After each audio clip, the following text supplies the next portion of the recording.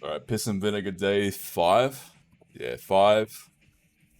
Chest and triceps. This is probably my least favorite day. Also tired today, cold, all the different excuses, but least favorite day because my pressing strength has gone down a lot over the cut that I've been doing for the last year or so. So it's depressing, and between some shoulder injuries too, just not as powerful as I used to be, perhaps when I was heavier, but all good. And I have a pretty shitty mind muscle connection with my chest. I really want to get a pec fly machine or a pec fly cable crossover rather. I have a pec fly machine, but it doesn't work very well. So yeah, doing some dips. This is one of the only times I do volume on in my training is on these ring dips because I'm not very good at them. I only just started doing them last week, so I'm doing a bit of volume to start, doing 3 sets of 4, just to kind of get my central nervous system attuned to the movement. And then I do an all-out set to failure at the end on the 4th set. So don't at me, don't tell me about how I'm doing volume. There is a place for volume, and that's when you're trying to learn a movement, you're trying to get stronger at a movement. Because I'm barely getting 8 or 9 reps here. Like on normal dips, I can get probably 15, 20 reps, which is still not that good, but far better than with the rings, because the rings add so much instability that you just can't get as many reps, and it's much harder. And I find it hits my pecs better due to the instability. And at the end of them, I do some jumping force reps or force negatives to get a few more reps. But yeah, so far I'm not super great at these, just super unstable feeling. But in saying that, I do feel them in my pecs a lot more than a lot of other pec movements. And then I do a drop set with a purple band immediately after, just to get a few more reps. Probably don't really need this, but the more reps you do when you're trying to learn a movement, the better. So I'm just getting a bit more volume in, a bit more time and attention to learn the movement.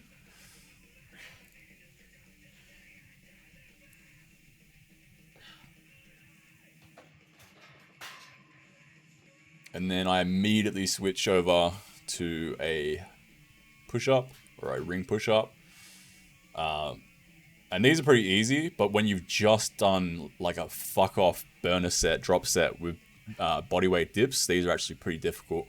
Especially when you go on you can see here I'm going really deep stretching them. Like normal push-ups, you can't go this deep, really. And most people on push-ups don't go all the way down chest to floor. So with this, you can get a mad stretch, more instability, much harder than your regular push-up, and hit the chest from a slightly different angle to the dips, a bit more kind of mid, maybe even upper chest for me when I do these, whereas the dips are a little bit more lower chest.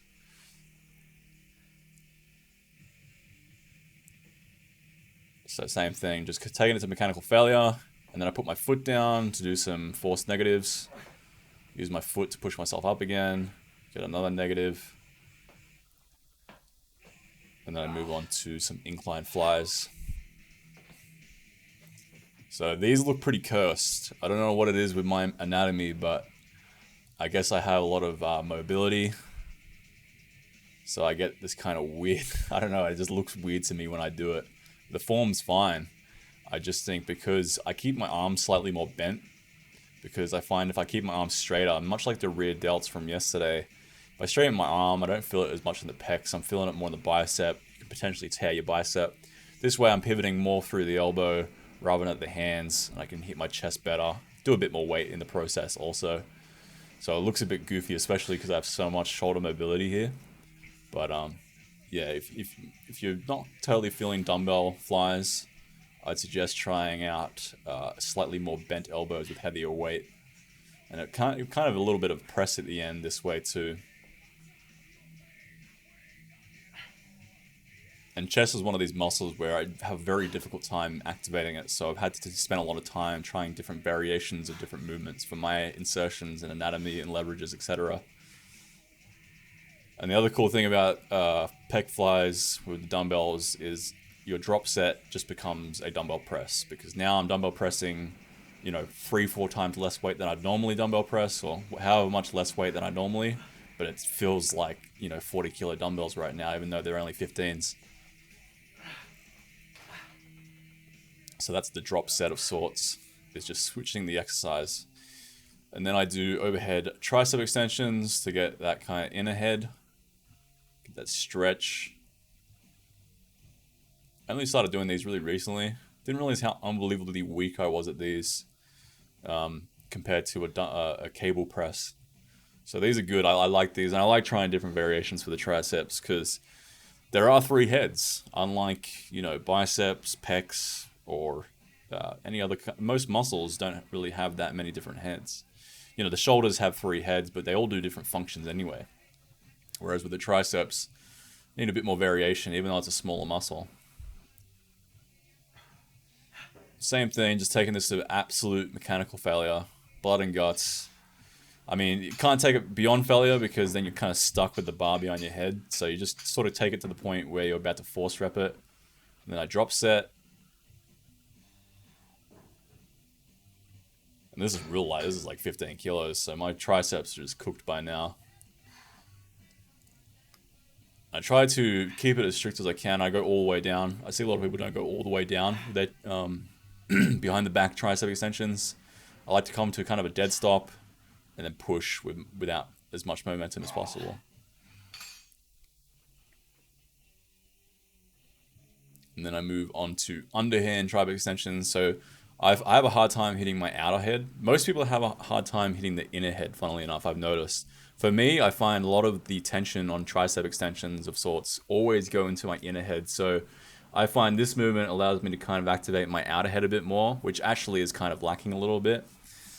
So yeah, I do these, but then as you will see with a lot of different movements, I drop set with different variations. So after I fail with the underhand, you're stronger with overhand. So I immediately then go to overhand without dropping any weight, and that is the drop set in itself. Similar to the pec fly. The pec fly is weaker than the pec press or the dumbbell press.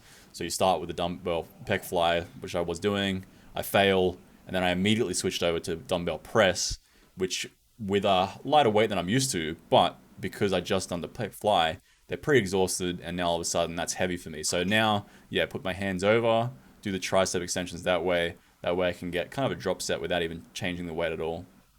And slightly hitting the muscle slightly different. Now I'm hitting the inner head again a little bit. So it's kind of overkill since I just did overhead extensions, but yeah, it still gets the outer head too. And by now my triceps are totally fucked.